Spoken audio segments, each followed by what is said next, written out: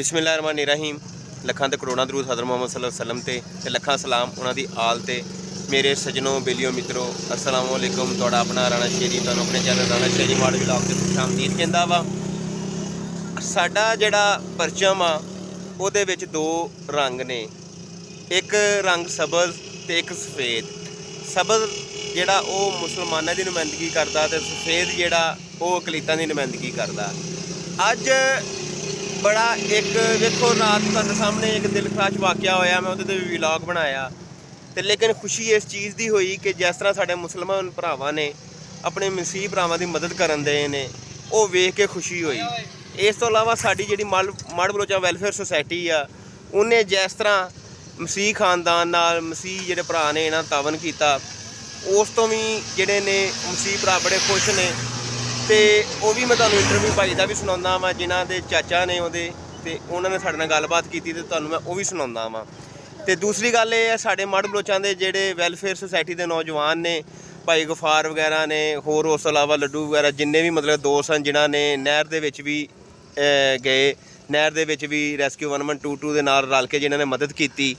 ते जेड़े दूसरे दोपहर दे टाइम रेस्क्यू वालियां नूं भी ते जेड़े मसीह खानदान सी इत्थे उहदी जेड़ी फैमिली वगैरह आई सी ते मुतासरीन सन जेड़े, उन्हां नूं भी असीं मतलब कि खाना शाना खवाया तो बड़े ज़्यादा मुतासर होए साडी माड़ बलोचा वैलफेयर सोसाइटी दे ते उन्होंने बहुत ज़्यादा शुक्रिया अदा कीता। ते आओ मैं तुहानूं ਜਿਹੜੇ ਉਹਨਾਂ ਦੇ ਚਾਚਾ ਜਾਨ ਨੇ ਉਹਨਾਂ ਦਾ ਇੰਟਰਵਿਊ ਵੀ ਸੁਣਾਉਂਦਾ ਵਾਂ ਜੀ। ਇਹ ਜਿਹੜੀ ਉਹ ਫੈਮਿਲੀ ਹੈ ਜਿਨ੍ਹਾਂ ਦਾ ਭਾਈ ਜਿਹੜੇ ਨੇ ਨਹਿਰ ਦੇ ਵਿੱਚ ਗਿਰੇ ਨੇ ਤੇ ਸਾਡੀ ਮਾੜ ਬਲੋਚਾਂ ਵੈਲਫੇਅਰ ਸੁਸਾਇਟੀ ਨੇ ਇਹਨਾਂ ਨਾਲ ਮਤਲਬ ਕਿ ਇਹ ਹੈ ਕਿ ਅਸੀਂ ਕਿਉਂਕਿ ਸਾਡੇ ਮਸੀਹ ਭਾਈ ਨੇ ਤੇ ਅਸੀਂ ਆਪਣਾ ਤਾਵਨ ਉਹਨਾਂ ਨਾਲ ਕੀਤਾ। ਤੇ ਇਸ ਬਾਰੇ 'ਚ ਜੀ ਭਾਈ ਇਹਨਾਂ ਦਾ ਕੀ ਨਾਮ ਸੀ ਭਾਈ ਦਾ?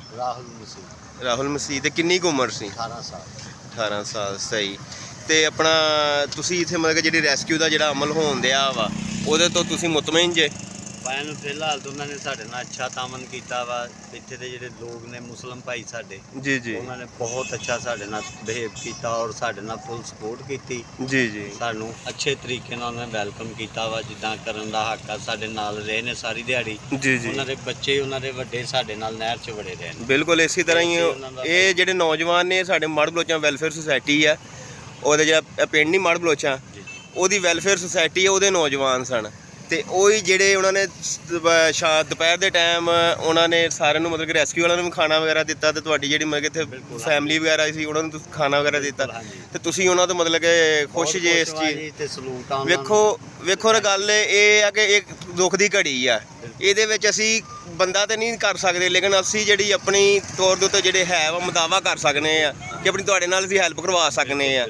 ਤੇ ਸਾਡੇ ਲਈ ਬੜੀ ਖੁਸ਼ੀ ਦੀ ਗੱਲ ਆ ਕਿ ਅਸੀਂ ਚਲੋ ਤੁਹਾਡੀ ਅਸੀਂ ਹੈਲਪ ਕਰ ਰਹੇ ਹਾਂ, ਤੁਸੀਂ ਸਾਡੇ ਤੋਂ ਖੁਸ਼ ਜੇ। ਕਿਉਂਕਿ ਇੱਕ ਵੇਖੋ ਨਾ, ਤੁਸੀਂ ਸਾਡੇ ਕੋਲ ਮਹਿਮਾਨ ਜੇ ਤੇ ਅਸੀਂ ਮਹਿਮਾਨ ਆ, ਤੁਹਾਡੀ ਅਸੀਂ ਕਦਰ ਕਰਨੇ ਆ ਤੇ ਅਸੀਂ ਦੁਆ ਕਰਨੇ ਆ ਕਿ ਭਾਈ ਜੀ ਜਿਸ ਤਰ੍ਹਾਂ ਵੀ ਉਹਨਾਂ ਦੀ ਹਾਲਤ ਹੈ ਅੱਲਾਹ ਪਾਕ ਉਹਨਾਂ ਦੀ ਜ਼ਿੰਦਗੀ ਦੇਵੇ ਅਗਰ ਜ਼ਿੰਦਾ ਨੇ, ਤੇ ਅਗਰ ਅੱਲਾਹ ਨੇ ਖੁਦਾ ਨਾ ਖਾਸਾ ਉਹਨਾਂ ਦੀ ਡੈਥ ਹੋ ਗਈ ਆ ਤੇ ਜਲਦੀ ਉਹਨਾਂ ਦੀ ਲਾਸ਼ ਵਗੈਰਾ ਮਿਲ ਜਾਏ ਤੇ ਅਸੀਂ ਇਹ ਦੁਆ ਕਰਨੇ ਆ।